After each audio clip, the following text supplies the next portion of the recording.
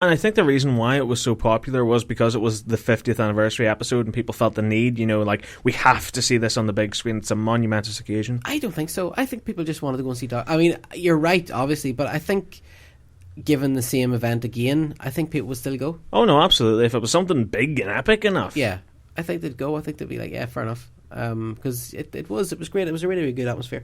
But yeah.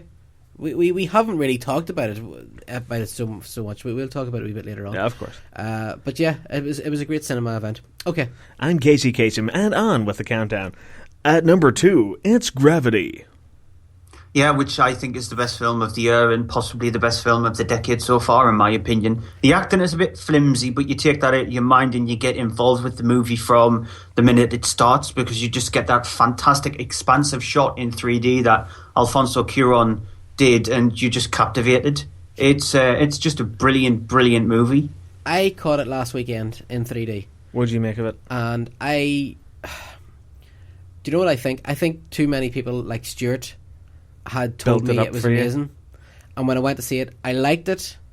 I wasn't blown away at all. I thought the 3D was incredible. Yeah, but I mean, story wise, it's abysmal. Yeah, I don't think it's not a movie that was made for story. I know, but it needs the story because it's very repetitive.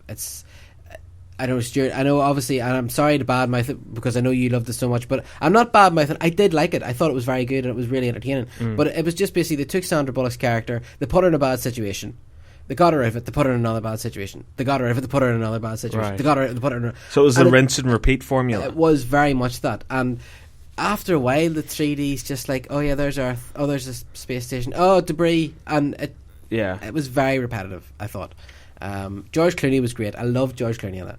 And it was good, and I would definitely recommend go and see it in 3D because you do some of the scenes, especially at the beginning, where they're trying to fix the shuttle and Earth's just there in the background, and George Clooney's floating around the screen and stuff, and it's incredible. It is incredible, but. So it kind of suffers from that Avatar curse of, hey, I went to see it in the cinema in 3D. It was, oh, look at that, the 3D's amazing. But if you watch it sans 3D, it wouldn't even. It's just cardboard. I don't think you could watch it. I don't think you could sit down and watch it in the house in 2D. In 2D, I think it would just bore you to tears. I really do. Ooh, a lot of contrasting opinions tonight on the show. Yeah. But I did like it, Stuart, and I do understand. But you were lucky. I wish I had seen it 3 weeks ago when it came out first. Yeah, I think I should have just kept my mouth shut slightly and not bigged it up as much as I have bigged it up. I think, like you said, it's down to the fact that I experienced it before you, and so it was completely fresh to me. But you were probably hearing your friends saying that it's really good, reading reviews saying that it's really good, hearing people just saying that it's a really good film, where you think to yourself, your expectations are so high. When you go into it, that's dampened the film a little bit, because what you don't expect is that the acting is pretty weak, which I do agree, and the story is very flimsy. But the story was meant to be very flimsy because I think it's more of a piece where Alfonso Cuarón shows what he can actually do with the technology that he's given. So it's more like a technological marvel rather than a film in a way, if you look at it. I know, but see, that didn't work for an hour and a half. It works for 15 or 20 minutes, and then you're just like, right, I need something else here. Avatar was different because Avatar was constantly changing. It was an action movie and there's so many things going on. This was kind of just the same thing over and over again. Yeah, I feel like Avatar is actually a pretty weak film, personally. It's a terrible movie, yeah. It is, it's really bad. It is, but I remember the first time I saw it in the 3D, I just thought it was incredible. Yeah. And I tried to watch it on TV after it, and I was just like, this is awful. Yeah. This is so boring. It's brutal. But I think I have no desire to see Avatar not in 3D in the cinema. I think it's one of those movies they might wheel out every few years and put back on the screen just sort of way. What, in 3D? Yeah. Yeah. It might be that kind of a movie. But it's not going to work. Christmas Day, sitting in the house, after the turkey dinner, stick on Gravity. This is so boring. Stick on EastEnders, Anyway. Right, okay. This week's number 1 is The Hunger Games: Catching Fire. Third highest grossing film of the year, debut-wise in the UK, taken just over 12 million. It's the fourth highest grossing film of all time in the US debut weekend, and it is the highest grossing debut film for a movie like this in the US as well. if you're thinking about a rinse and repeat kind of thing, this is very much similar to the first one. The storyline follows a very similar suit. If you've watched the first film, you know that the rebellion is actually building and it becomes much of a forefront in this one. And then instead of the standard Hunger Games, you've got the Quarter Quell, which is every 25 years, you take the victors of the previous Hunger Games, you put them into this huge, massive dome to battle each other to the death. And so it follows a very similar frame point as the first film. It's really good. It's really long. It's on for 146 minutes, and it really does feel like that. Jennifer Lawrence is fantastic. The male characters in it are really bad. Josh Hutcherson and Liam Hemsworth, they're really bad. They're really, really weak. The best male character is Woody Harrelson's one, who plays sort of like a mentor. But it's an enjoyable film, but it's way too long, and it just follows the same blueprints as the first one. Okay. Right. So what's happening this week, Stuart? Like you said, you've got the animated film Freebirds, which looks pants, to be honest. It sounds it's like one of like the most abstract storylines I've ever seen. Yeah, it's just me and Andy have tossed the coin, and we're still waiting for it to land to find out which one of us, the unlucky person, is going to see it. Slow motion spinning coin. Yeah, you're going to go see it. It's like that thing, you flick the coin and it just lands on its side every time. Yeah. I'm going to go see that Frozen. Nadine actually really wants to go see Frozen. It looks very funny. They reckon it could be as good as Wreck-It Ralph. Yeah. Early reviews are saying it's as good as Wreck-It Ralph. So I'm going to go see that on Sunday. But when it comes to Freebirds, because on my show I do DVD reviews as well, and I have Lone Ranger, Smurfs 2, and Planes to review. Oh, wow. Good luck to you, sir. Whew. Yeah, and so I think Andy should be the one to take the bullet for Freebirds, considering I have that. Well, he's got Hangover Part 3 and Grown Ups 2. Oh. I've seen Smurfs, and I've seen Planes. And I've seen Hangover 3. Yeah. I don't think anybody's actually going to tune into my show on Monday, to be honest, with all that stuff. I think they will, to hear your reaction. Yeah, it might be rantastic. Rage.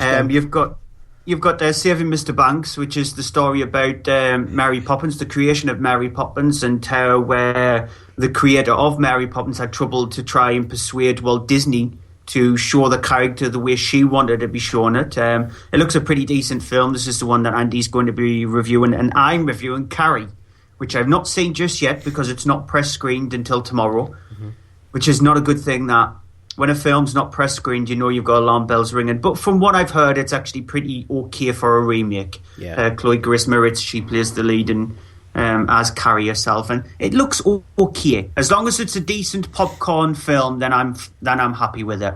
So I have very low expectations for it. I've heard it's okay, but there's a really severe over-reliance of CGI at the end, which apparently you can tell by the trailer. The trailer is very CGI, and I hate CGI blood in films, and I hate it. You know, when you see films like the Underworld movies where it's overly CGI with the transformations into the werewolves and stuff like that, I hate that as well. So I'm probably just going to come out of this and absolutely hate the movie. Yeah, no, I'm not expecting big things. Okay, Stuart, for anybody who wants to check out your podcast, which you just talked about, where's the best place to find you? Following the Nerd, because it gets put up there practically instantly after we finished recording it, or live on Spreaker, and you'll find the details on my Twitter, because I tweeted a lot at Cryptic Tadpole. Okay. All right, Stuart, until next week, sir, it's been a pleasure chatting. Yep, I should have my thoughts also on the PlayStation 4 next week, because I'm getting one, and it should be here tomorrow, so I might hijack Al's spot next week a little bit. Okay. My thoughts on the PS4. I'm sure you won't mind too much, so we look forward to hearing that. Okay, Stuart, take care, sir. May the force be with you, and we'll talk to you next Thursday night. Catch you next week. See you later. Farewell. Bye.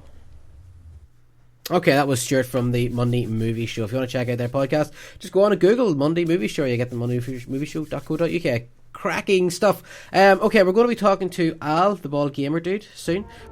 This is Richard Hatch, not the Survivor guy, but the one, the only, the Battlestar Galactica Tom Zeri, Captain Apollo guy, and you are listening to The Nerd.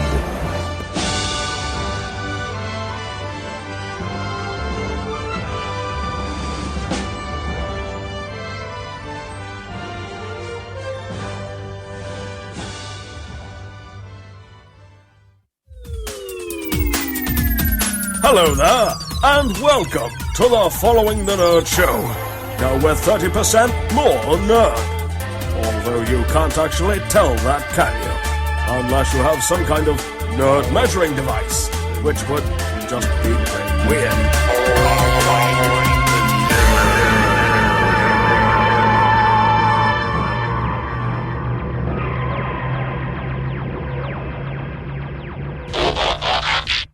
He kept showing me the rash, and I said, "Look, mate, I'm not a doctor."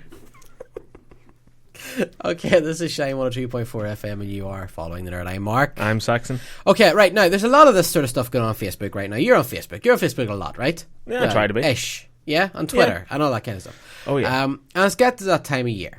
Let's get into that time of year where, Thanksgiving's out of the way now, so the next big thing is Christmas. It's Christmas. Yeah, and Slanty Jaws. Slanty Jaws coming down the chimney. Slanty Jaws. And there's a lot of people excited about Christmas. And some of my friends were Facebooking tonight that they're watching the Muppets Christmas Carol, which I love. It's love. Oh my god, it's such a good movie. And it's without a doubt the best adaptation of Charles Dickens' classic. Oh, without a doubt.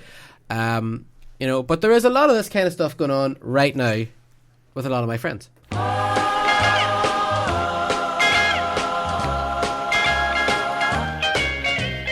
Rocking around The Christmas tree at the Christmas party round. No, sir, not on this show, not tonight. Oh. Next week, we bring the crazy.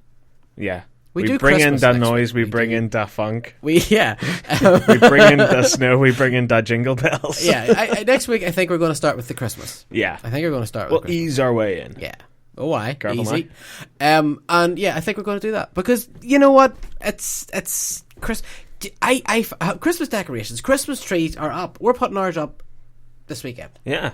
and they're up. Some people have had them up already for a couple of weeks. I'll bet the half. What about the Christmas trees? Oh, I see what you did there. And it's just like do you ever find, right? I find, and with Halloween and stuff, it's the same. That if there's like a recession on, right? If things aren't really great in society, decorations go up sooner. Yeah. Because people, they just need the bit They of cheer cheer. it up, They yeah. need that cheer.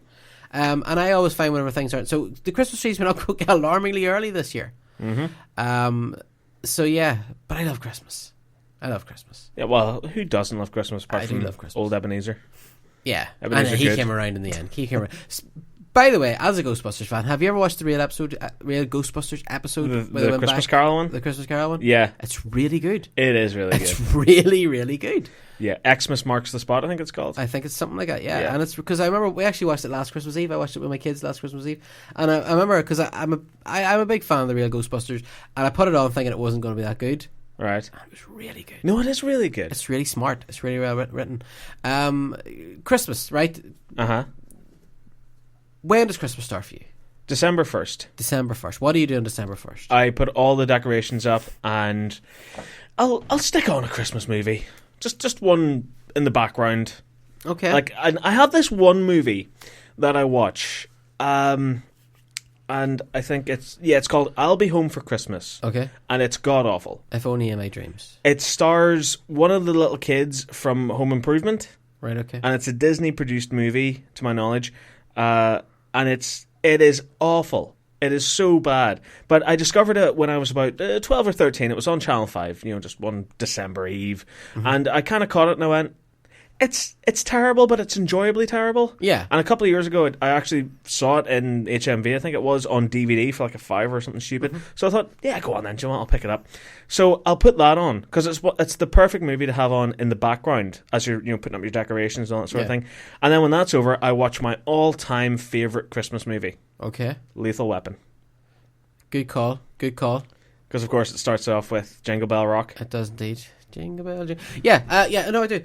See, because we're going to put our tree up this weekend, and it always starts.